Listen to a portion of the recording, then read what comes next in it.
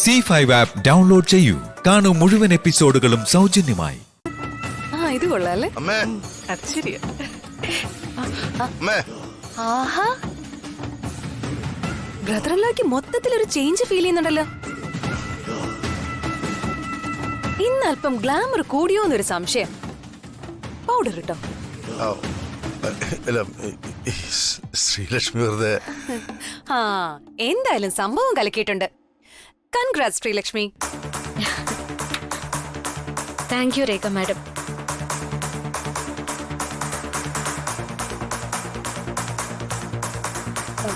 Excuse me, Sreelakshmi എന്നെ എന്താ ഇപ്പൊ വിളിച്ച?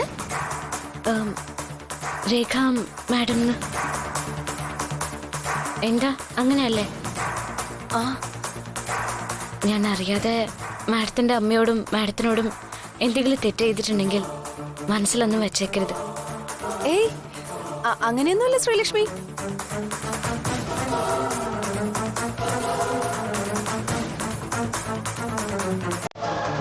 ഞങ്ങൾക്ക് ശ്രീലക്ഷ്മിയോട് ഒരു വിരോധവും ഇല്ല, സ്നേഹം മാത്രം.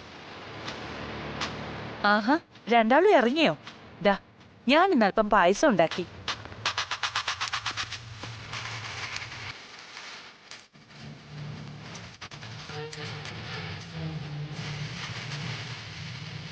ആഹാ, മദറുള്ള ഭയങ്കര സന്തോഷത്തിലാണല്ലോ. ഇന്നെന്നല്ല, ഇനി അങ്ങോട്ടും ഞാൻ സന്തോഷവതിയായിരിക്കും.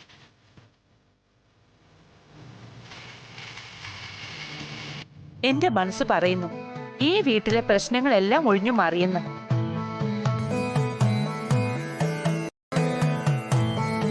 അതിന് ഈ വീട്ടിൽ എന്താ അമ്മേ പ്രശ്നം? ഇവിടെയുള്ളവരും വന്നു കയറുന്നവരും ഉണ്ടാക്കുന്ന പ്രശ്നങ്ങൾ ഒഴിച്ചാൽ ഈ വീട്ടിൽ യാതൊരു പ്രശ്നങ്ങളുമില്ല.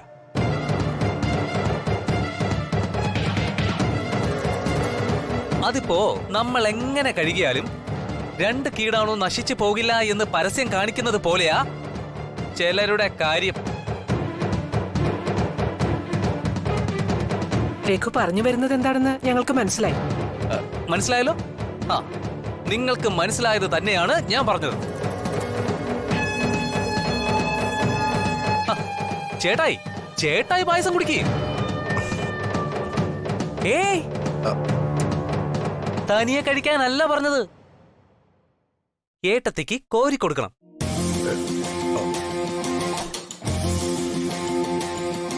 എത്ര നാളായി ഞങ്ങളൊക്കെ അങ്ങനെ ഒരു രംഗം കണ്ടിട്ട്.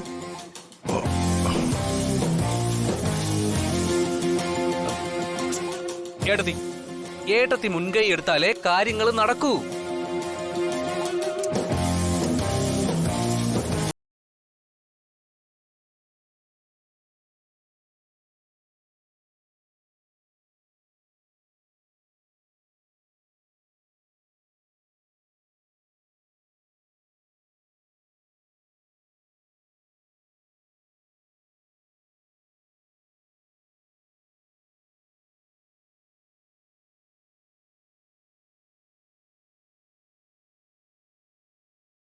പക്ഷാഭേദം പാടില്ലെന്നാ. ഒരു പക്ഷാഭേദവും ഇല്ല. അവർ ഓഫീസിൽ പോകുന്നത് കൊണ്ട് ആദ്യം അവർക്ക് കൊടുത്തു, അത്രേ ഉള്ളൂ. ഞാൻ പറയുന്നതിൽ രണ്ട് കാര്യങ്ങളുണ്ട് രവി. ഒന്ന്, ആ പെൺകുട്ടി ശ്രീലക്ഷ്മി അല്ലെങ്കിലും നിനക്ക് അവളിൽ അങ്ങനെ ഒരു സ്നേഹവും സംരക്ഷണവും തോന്നുന്നുണ്ടെങ്കിൽ നിന്നോടൊപ്പം ജീവിതകാലം മുഴുവൻ കഴിയാൻ ഒരുക്കമാണോ അല്ലയോ എന്ന് മാത്രം അറിഞ്ഞാൽ മതി. അതിനവൾ തയ്യാറല്ല എങ്കിൽ നീ മുഴുവനായും അവളിൽ അടിമപ്പെടും മുമ്പ് നിന്നെ എനിക്ക് രക്ഷിക്കണം. ഇനി രണ്ടാമത്തെ കാര്യം, അത് വളരെ ഈസിയാണ്. ഇത് ശ്രീലക്ഷ്മി തന്നെ ആണെങ്കിൽ നീ കരുതുന്നത് പോലെ ഞാനും കണ്ണുമടച്ച് വിശ്വസിച്ചാൽ തന്നെ പിന്നെ ഈ കാര്യത്തിന്റെ തലയും വാലും തരംതിരിച്ചു നോക്കേണ്ട കാര്യമില്ല. പക്ഷേ ഇതിന് രണ്ടിനും നമുക്ക് ആദ്യം ഒരു വ്യക്തത വേണം. നമുക്ക് ഉറപ്പില്ലാത്തൊരു കാര്യം നമ്മൾ എങ്ങനെ മറ്റുള്ളവരോട് ഉറപ്പിച്ച് പറയും? പല തവണ തല നാരിഴയ്ക്ക നമ്മൾ രക്ഷപ്പെട്ടത്. എപ്പോഴും അങ്ങനെ ആവണമെന്നില്ല, പ്രത്യേകിച്ചും സംശയമുള്ളവർ വീട്ടിൽ തന്നെ ഉള്ളവരാവുമ്പോൾ. അതിപ്പോ അങ്ങനൊരു സംശയം ആർക്കും തോന്നേണ്ട കാര്യമില്ല രാജാറാം. രൂപം കൊണ്ടും സംസാരം കൊണ്ടും പ്രവൃത്തികൾ കൊണ്ടും അതിപ്പോ എൻ്റെ ശ്രീലക്ഷ്മിയാണ്. ആയിക്കോട്ടെ, സമ്മതിക്കുന്നു. എന്റെ കാര്യം നീ വിട്ടേക്ക്. ബാക്കിയുള്ളവരുടെ കാര്യവും എന്നെ പറഞ്ഞ് വിശ്വസിപ്പിക്കുന്നത് പോലെ അവരെയും പറഞ്ഞ് വിശ്വസിപ്പിക്കാനാവോ നിനക്ക്?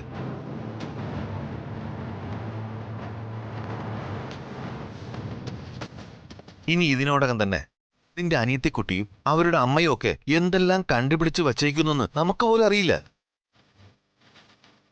ഇനി അതെല്ലാം മനഃപൂർവ്വമായി മറന്നാൽ തന്നെ നിന്റെ അമ്മയുടെ മുഖത്ത് നോക്കി നീ നേരെ സംസാരിച്ചിട്ട് ഇന്ന് എത്ര ദിവസമായെന്ന് മാത്രം ചിന്തിച്ചാൽ മതി. ഞാൻ ഇത്രയും നേരം പറഞ്ഞത് എന്താണെന്ന് മനസ്സിലാവാൻ.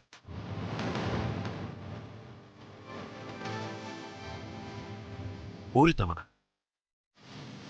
ഈ ഒരു തവണത്തേക്ക് ഞാൻ ചെയ്യാൻ പോകുന്ന കാര്യം നീ സമ്മതിക്കണം. ഇത് നിന്നോട് പറയാതെ ചെയ്യാമായിരുന്നിട്ടും ഞാനിപ്പോഴും നിന്റെ അനുവാദത്തിന് കാത്തു നിൽക്കുന്നത് നിന്നെ മറിച്ച് ഒന്നും എനിക്ക് ചെയ്യാൻ പറ്റാത്തത് കൊണ്ട് മാത്രമാണ്.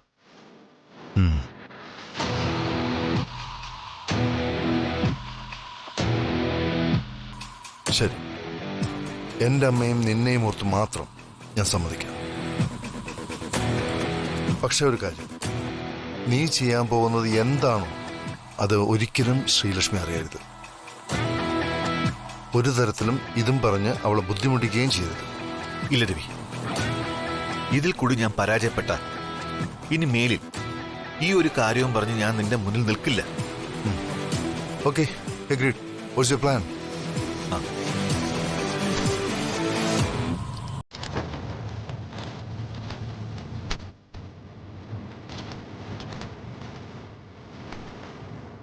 ഇത് കൺമണിയുടെ ഫിംഗർ പ്രിന്റ്. ഞാൻ മനഃപൂർവ്വം വാങ്ങിയതാണെന്ന് വേണമെങ്കിൽ പറയാം. ഇനി ഇതും ശ്രീലക്ഷ്മിയുടെ ഫിംഗർ പ്രിന്റും ഒന്നാണോ എന്ന് മാത്രം നമുക്ക് അറിഞ്ഞാൽ മതി. അതിനിപ്പോ ശ്രീലക്ഷ്മിയുടെ ഫിംഗർ പ്രിന്റ് അതൊക്കെ ഞാൻ സംഘടിപ്പിച്ചോളാം. അതിന് ഒരു വഴി ഞാൻ കണ്ടുവച്ചിട്ടുണ്ട്.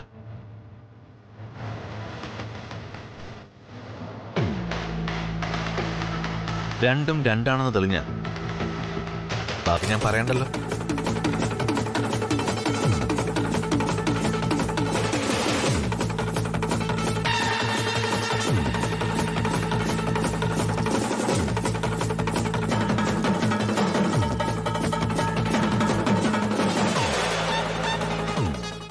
ഡൗൺലോഡ് ചെയ്യൂ C5 ആപ്പ്. കാണൂ എല്ലാ എപ്പിസോഡുകളും സൗജന്യമായി.